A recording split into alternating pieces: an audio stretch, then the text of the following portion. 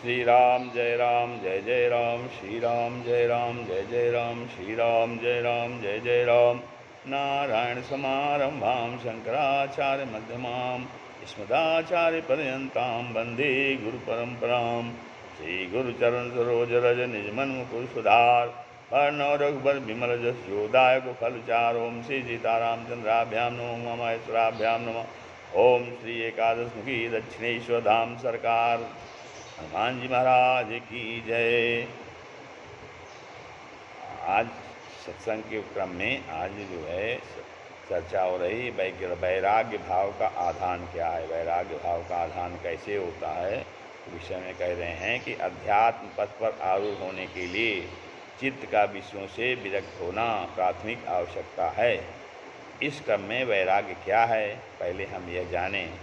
वैराग्य के स्वरूप को जान लेने के बाद उसकी प्राप्ति के उपायों को समझना भी परम आवश्यक है।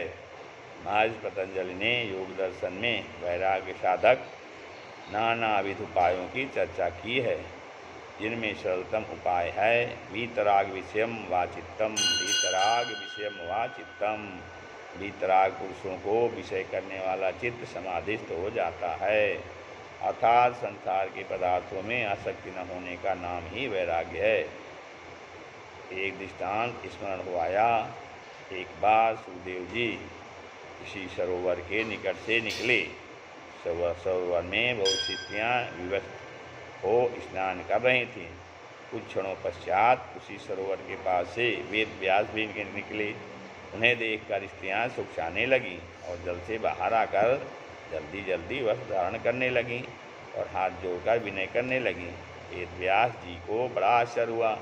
मेरा युवा पुत्र सुखदेव अभी अभी यहाँ से निकला है। उसको देखकर तो इन स्त्रियों ने कुछ भी लज्जा नहीं की, किंतु मुझ वृद्ध को देख झट वस्त्र पहन लिए। इसका क्या रहस्य है? उन्होंने स्त्रियों से यह बात पूछी। ईश्वरी बोली, महात्मन, सुखदेव जी के मन में यह पुरुष है या स्त्री है, यह वृक्ष है या पशु है या पक्षी है, ऐसा भेदभाव नहीं है, परंतु आपके मन में अभी तक यह भेदभाव विद्यमान है। इसी से हम सभी ने सुख चाहते हुए वस्त्र धारण कर लिए। इसी से हम सभी ने सुख चाहते हुए वस्त्र धारण कर लिए। इससे सुखदेव जी की उपरामता का पता चल लगता है। जगत में है पर जगत में स्पृहा नहीं है। वैराग्य बहुत ही रहस्य का विषय है और निसंदेह इसकी पराकाष्ठा उन्हीं लोगों में होती है जो जीवन मुक्त महात्मा हैं। सच्चा वैराग्य तो वह है जिसमें सांसारिक भोग पदार्थों के प्रति अरुचि हो जाती है। जब इनके प्रति अरुचि होती है तो ये परमात्मा के स्वरूप का ज्ञान होता है और ज्ञान से ही हमारा उद्धार होता है। अंधतमः प्रविशन्ति ये अविद्यामुपासते तो भूय युते तमो यौ विद्यायाम रता। कहते हैं जो अविद्या की उपासना करते हैं वे अंधकार में प्रवेश करते हैं और जो विद्या में रत हैं वे उससे भी अधिक अंधकार में प्रवेश करते हैं। वास्तव में साधक को सच्चा दृढ़ वैराग्य उपार्जन करना चाहिए। किसी नाटकी अभिनय का नाम वैराग्य नहीं है। ऐसे लोग भी देखने में आते हैं जो मात्र दिखाने के लिए मौन धारण कर लेते हैं। कोई आसन लगाकर बैठ जाता है, कोई विभूति लगाकर, कोई केस बढ़ाकर, कोई धूनी तापता है, क्योंकि उनका तात्पर्य मात्र उदर पूर्ति होती है।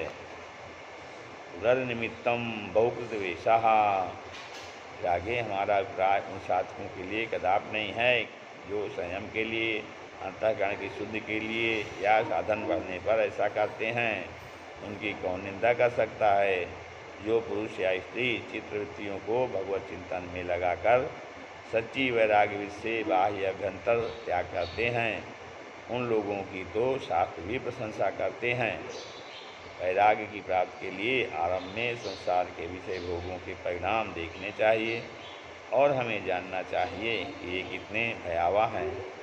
हमें भय से या उन्हें दुख रूप समझकर उनसे घृणा करके उनका त्याग करना चाहिए।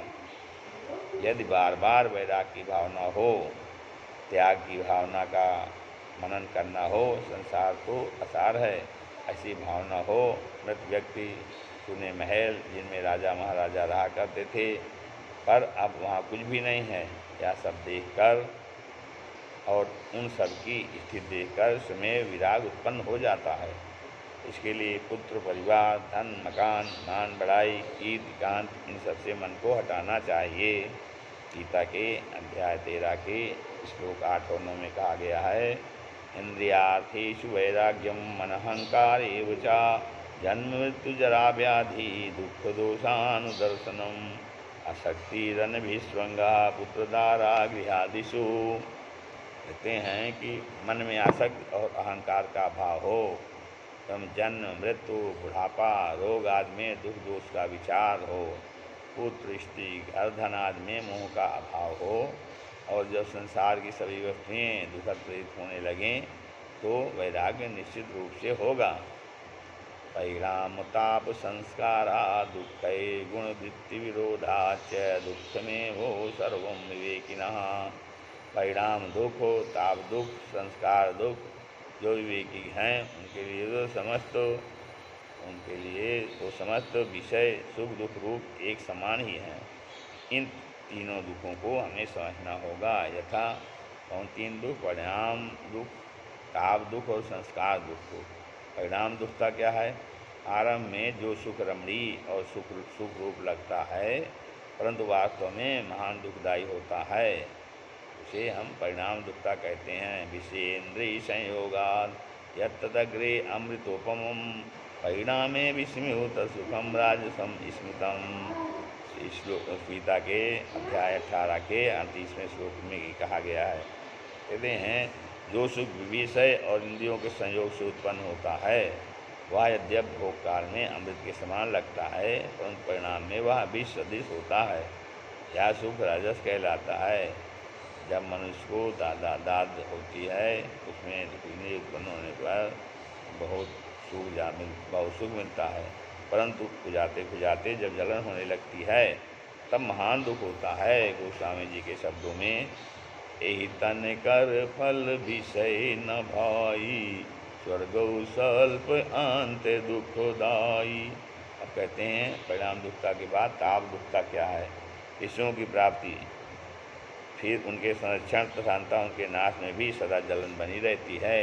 अतः पुत्र, स्त्री, स्वामी, धन, मकान ये सभी हर समय जलने वाले हैं। अर्थानाम अर्जने दुखो मर्जितानाम च रक्षणे आये दुखम ये दुखम धिगर्था कष्ट में श्रमे श्रमर्थ संश्रया। अब संसार दुखता क्या है बताते हैं। जिस व्यक्ति के पास विषय भोगों का बाहुल होता है और कभी समय ऐसा भी आता है कि वह सब तरह से दीनहीन हो जाता है, कितना कष्टप्रद होता है, वही दुख का संस्था। हमें इस बात पर भी विशेष गौर करना चाहिए कि संसार के सभी विषय सुख सभी अवस्था में दुख ही देते हैं। अब आगे है गुण वृत्तियों के विरोधजन्य दुख। हमारे भीतर सात्विक, राजसी, तामसी वृत्तियाँ रहती हैं जो सदा झगड़ती रहती हैं। उदाहरण स्वरूप किसी व्यक्ति को झूठी गवाही देने पर 10,000 रुपये मिल रहे हैं तो सात्विक वृत्ति कहती है पाप करके रुपये नहीं चाहिए, भीख मांग कर खा लेंगे पर झूठी गवाही नहीं देंगे। दूसरी तरफ राजसी वृत्ति कहती है जरा से झूठ से क्या होगा, गरीबी दूर हो जाएगी, इसके बाद नहीं करेंगे। इस झगड़े में चित्त अत्यंत विचलित और किन कर्तव्य विगुण हो जाता है। ऐसे में मात्र परमात्मा हमारी मदद करते हैं। उनका नाम जप और उनके स्वरूप का निरंतर स्मरण करते रहना चाहिए। फलस्वरूप हृदय का मल जैसे जैसे दूर होता है वैसे वैसे उज्ज्वलता आती रहती है। हृदय में वैराग की लहरें उठने लगती हैं, विषयानुराग स्वयं ही दूर हो जाता है। अतएव इस अपार संसार से मन हटाकर परमात्मा की प्राप्ति के लिए ही प्रयत्न करते रहना चाहिए। श्री राम जय राम, जय जय राम, श्री राम जय राम, जय जय राम।